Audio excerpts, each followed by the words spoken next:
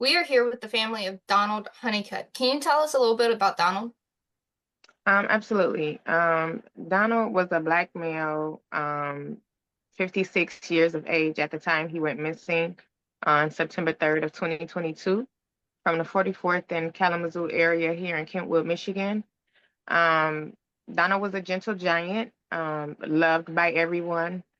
Um, Donald was hearing impaired, with a learning disability. However, as I stated before, he was loved by everybody. Um, he will walk the city or take the bus line around the city.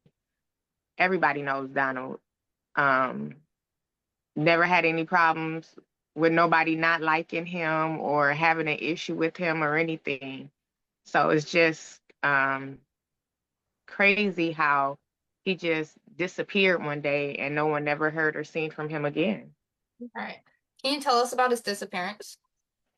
Well, he was last seen or on September 3rd of 2022 in the Kentwood area, um, 44th in Kalamazoo.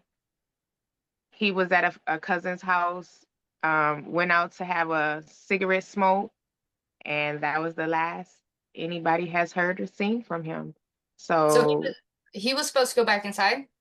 yes, he was supposed to come back. He had visited a cousin, um, and there wasn't no smoking in the home. So he went outside to have a smoke, and that was the last anyone ever heard or seen of him. How long was he out there before someone came to check on him? I believe it was after a couple hours, his cousin noticed that he hadn't came back up from outside.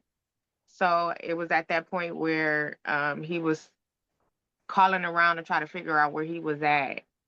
And I think the next day, his brother ended up calling his cousin and stating that he didn't know or haven't heard from Donnie and had he seen him. And then that's when he was made aware that he was missing, although Did they he was at his home. did they call the police then? From my understanding, that's when a missing persons report was made. I came into the scene maybe a couple of days after he had went missing. So I was just catching up at that point when I was called and told that he was missing. Do you know if the police ever did a search? Um, Myself, his sister, and a couple other people from the community went out and searched for Donald Hunnicutt. The police was called because during that search, there was a pair of shoes that was noticed in the woods. However, the Kentwood police came out and searched the area and it was unfounded. It had nothing to do with Donald. Okay. Outside of that, I don't believe so. So no dogs or drones or anything like that has ever been brought out. No, no. Any leads that had ever been followed in his disappearance? There were several leads that were being followed. One being that he was seen on a bus line or he was on a specific bus. I personally called the bus station and sent them a missing flyer and had them check that particular bus, to no avail. They did check the cameras and run it back, and it was not him. Outside of that lead, there were a couple other leads that were followed, but to no avail. Now, did he have a vehicle? He did not have a vehicle. Donnie was known to transport the city um, by foot or either the city bus line. Um, he did not drive. If you ever seen Donald out within the city, he's usually or typically is on foot or he's on the bus. Okay. Did he live alone? He actually stayed with a guardian who was his brother, Craig Honeycutt. Um, but at the particular time of when he went missing, I guess there was some type of issue that they were having, being that Craig Honeycutt's son, Craig Jr., had just got out of prison from doing 16 years. So I'm not really sure the living situation in regards to that. I can just go off of what I was told. It is alleged that he lived with his brother, Craig Honeycutt, and Craig Honeycutt Jr. Was paroled to the home as well. So he did stay with his brother, although he was often at his cousin's house. And as far as the relationship with Donald and Craig, did it seem to be a solid relationship or more of a like a guardian relationship? Um, it was pretty much, from my understanding, it was a pretty much solid relationship up until Craig Jr. came home from prison, and then it became a problem then. Um, far as before Craig Honeycutt Jr. was released from prison, I never known it to be a problem. If it was, I mean, it was minor spat brothers, getting into it or whatever, whatnot. But outside of that, no, it was pretty much, he was taking care of his brother. Now, when he went missing, did he have a phone or any of his personal belongings with him? He actually left two brown paper bags at the cousin house that my the cousin thought he was going to come back and retrieve, that he never retrieved. He did have a phone. Um, last I known, there was no ping done on his phone. There was some type of argument or hostile environment in regards to having his phone records checked from the phone store that he frequent. But far as having his phone pinged, I've never heard of his phone being pinged.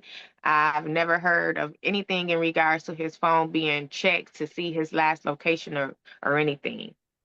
So I'm not really sure um, if they did it or not. I don't think so. I've read the police report and it doesn't say nowhere in there that there was a ping on his phone or anything. Okay. Was his phone ever located? I believe his brother has his phone, um, but I can't speculate to that because I'm not Okay. sure.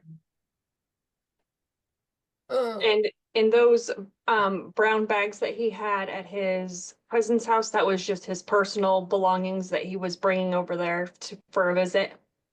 Absolutely. Absolutely. Just his personal belongings that he usually carried with him, like his cigarettes, his little drink, or whatever the case may be. Just personal belongings that he never came back and retrieved, that we know he would have came back and retrieved. And you mentioned earlier that he often came to that cousin's house, right? Absolutely. That was his favorite cousin. So yes, he was often over there because his cousin lived around the corner from where he was staying with his brother. So he will often go over to his cousin's house to um, diffuse the situation if he was into it with his brother. And once again, that was his favorite cousin. So he was always over his cousin's house just chilling. And that was walking distance. Not he wouldn't have to get on a city bus for that. That's just walking No, distance. it was walking distance. Now, has he always lived in Michigan? Yes. Does he have Yeah. any ties to anywhere else, any city or state? Well, it was made mention that someone had sent the lead and said that he could have possibly been in Chicago with a male acquaintance. That was checked, and that also didn't turn out to be anything. Far as any other locations, no, there was a lead also stating that he was buried up in Baldwin at the Manistee National Forest or something like that, but that never went anywhere either. So at this point, it's just a bunch of speculations amongst a lot of people who has something to say but nothing to show.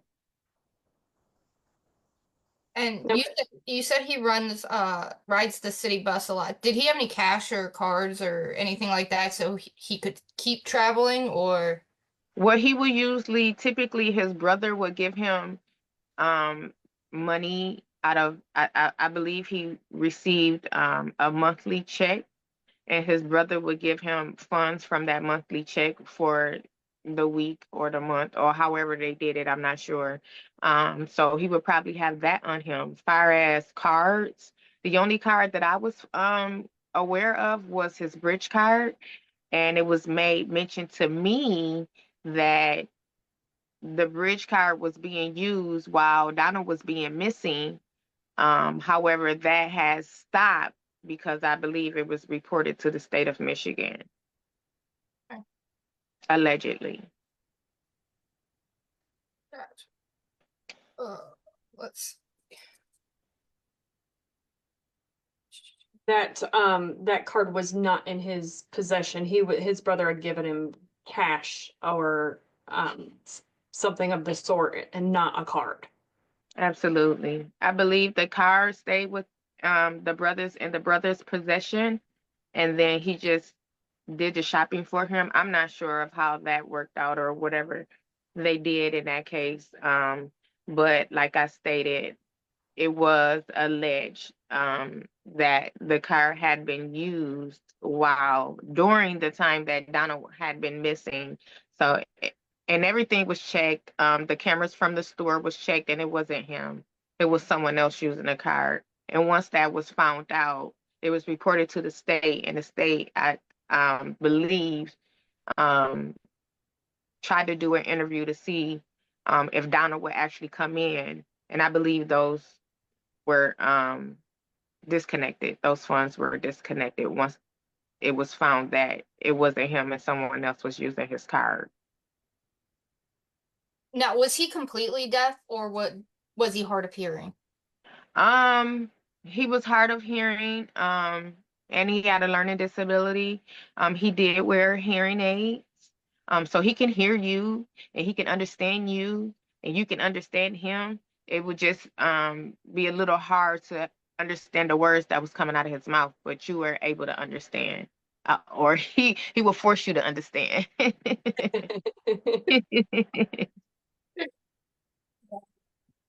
Let's see. I don't think I have any more questions. Do you have any questions, Jessica? No, nope, that is covered it. Ryan, was there any community questions?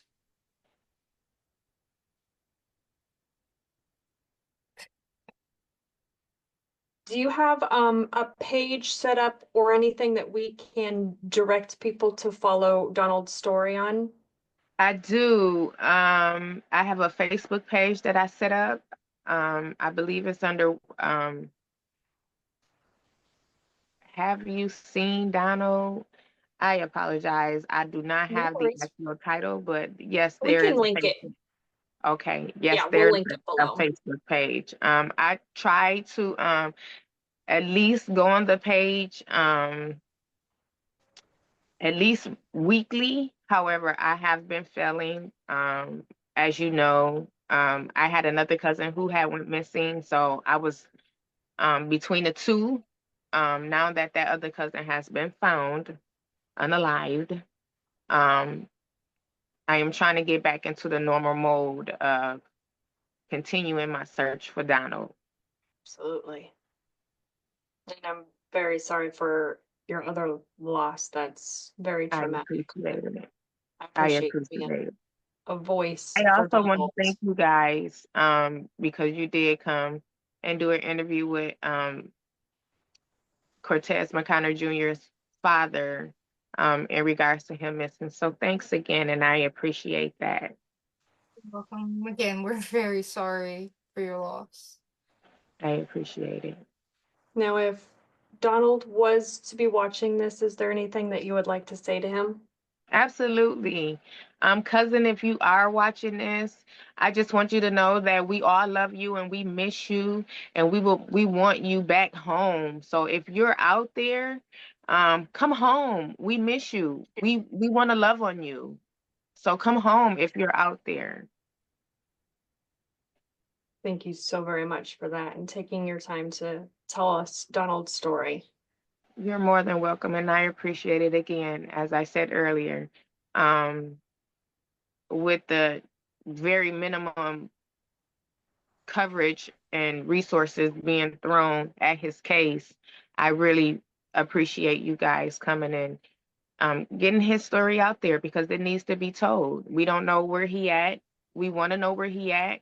Um, it's been 2 years, 2 years too long, and we want him home. Absolutely. So thank you again. And Thank you. thank you. You're welcome.